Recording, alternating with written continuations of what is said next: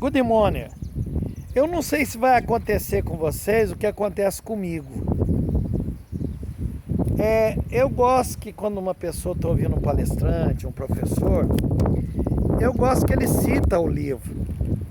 E eu tenho uma tendência de comprar aquele livro. Quando eu não posso comprá-lo, eu já contei para igrejas que liderei, que fui em retiro, por exemplo, aquele livro, se eu soubesse há 25 anos atrás, né?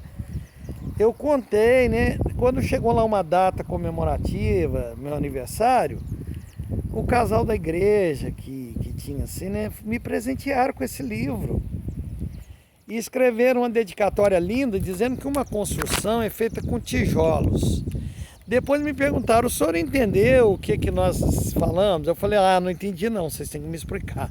Eles falaram o seguinte, para fazer uma casa, precisa de tijolos. E a construção intelectual de uma pessoa passa de livro por livro. Amei aquela explicação, né? Mas eu quero dividir uma história com vocês. Eu não estou falando de livro aqui onde está, porque a intenção eu quero que você se fixe na história, né? Mas há uma história interessante num lugarejo, cara, acho que humilde, havia lá um pai, um filho, né? E o garoto tinha sonhos, ele via as pessoas do lugar prosperar. Essa história acho que é contada na China, né? Mas hoje falar da China todo mundo tem medo. Não, é a história da China, tá? Veio da China, é importada.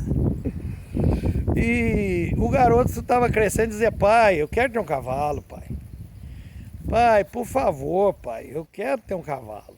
E o pai dizia para ele, filho, não, tal, na hora que der, eu vou te dar. Mas o pai não podia comprar um cavalo. O cavalo naquela época era muito caro. Naquela região muito caro, né? Tem muitas regiões inóspitas, muitas regiões pobres nesse mundo.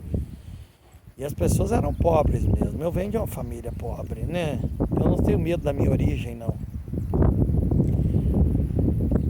Mas o menino não é que alguém ficou sabendo ali do lugar, ficou sabendo e deu o cavalo de presente pro menino. Como tem gente generosa, né? Como tem gente generosa. E deu o cavalo, e aí tinha um vizinho que ficava prestando atenção nessas coisas, chegou perto do pai dele e falou, ô meu amigo, teu filho é um menino de sorte, né, rapaz?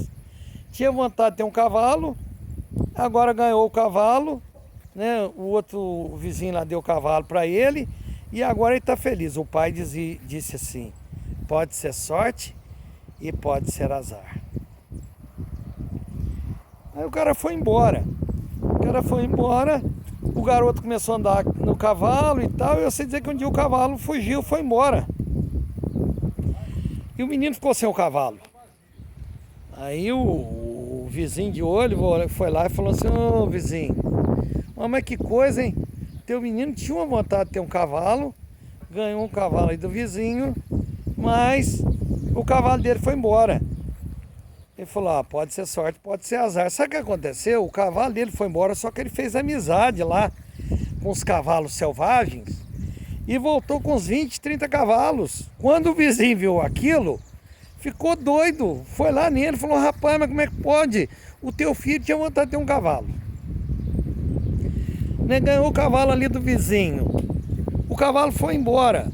Agora ele fez amizade com todos os 20, 30 cavalos. O pai do menino disse assim, pode ser sorte, pode ser azar.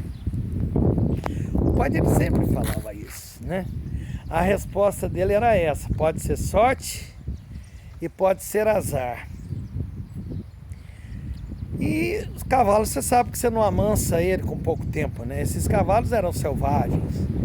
Ele esperou mais um ano ou dois e começou a amansar os cavalos. Ele subiu em cima de um cavalo daquele, o cavalo deu um pinote. Eu vou dando uma pausa aí, né? Eu conheci o seu Campanhão, que já está na glória. Campanhão disse que estava amansando um cavalo e ele inteligentemente colocava dentro da água, porque o cavalo pulava do jeito que fosse, ele estava na água, ele caía, não machucava, né? E o seu Antônio Campanhão já era um homem de idade. Esse rapaz foi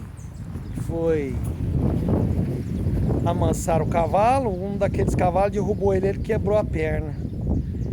E o vizinho foi lá de novo, falou, olha se pode. Seu filho tinha vontade de ter um cavalo, ganhou um cavalo, o cavalo foi embora, fez amizade, ele trouxe uns 20, 30 cavalos selvagens. Agora ele vai ensinar, o cavalo pula com ele, ele quebra a perna. O pai do menino diz, pode ser sorte, pode ser azar. E aí houve uma guerra contra aquele país, ou aquele país contra outro país, e os jovens daquela idade foram convocados. E aquele jovem não pôde ir para a guerra, porque estava com a perna quebrada. Interessante, né? As coisas que acontecem na nossa vida e as decisões que a gente toma na nossa vida, a gente só sabe se é sorte ou azar só no futuro. A gente não tem as respostas imediatas, não.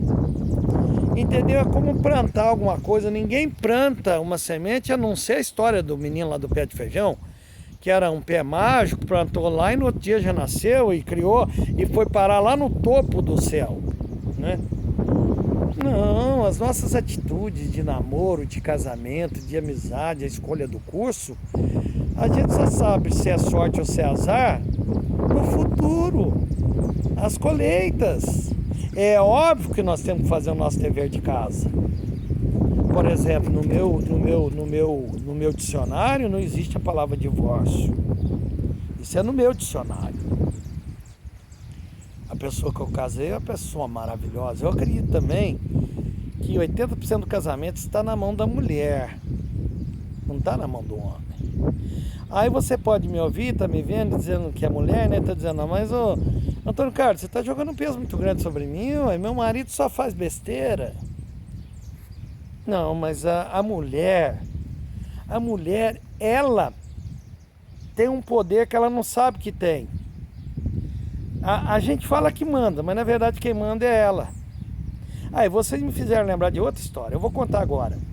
Diz que os homens morreram, foram todos para os céus, e lá no céu havia duas portas. Havia uma porta assim, os maridos que foram mandados pelas mulheres. E essa fila era interminável, interminável. E tinha uma outra porta escrita assim, os maridos que não foram mandados pelas mulheres. Só tinha um homem naquela porta. Todo mundo ficou entregado, aí. Nós aqui ninguém conseguiu, aí. Aquele homem ali, como que ele conseguiu mandar na mulher? Aí foi lá perguntar para ele, escuta, como que você conseguiu não ser mandado pela mulher? Você está nessa porta? Ele falou, eu não sei o que eu estou fazendo aqui, foi minha mulher que mandou. Quer dizer, ninguém se salvou. Olha, o Adão comeu a maçã de olhos abertos, mas quem lhe ofereceu foi a mulher. Aquela mulher que fez tanto mal, aquela filistia, né, ou aquela filisteia, a Dalila, né, destruiu a comunhão de Sansão com Deus, mas foi Dalila. Por que as mulheres têm tanta força para o mal e não tem tanta força para o bem? Olha, uma mulher faz o seu marido, uma mulher faz o seu casamento, meu querido. Depende dela. É que as mulheres, né? As mulheres, né, precisam, elas que são o equilíbrio de tudo. Já falei isso, imagina se não tivesse as mulheres. Nós homens já tínhamos engolido uns aos outros aqui. Um beijo no coração.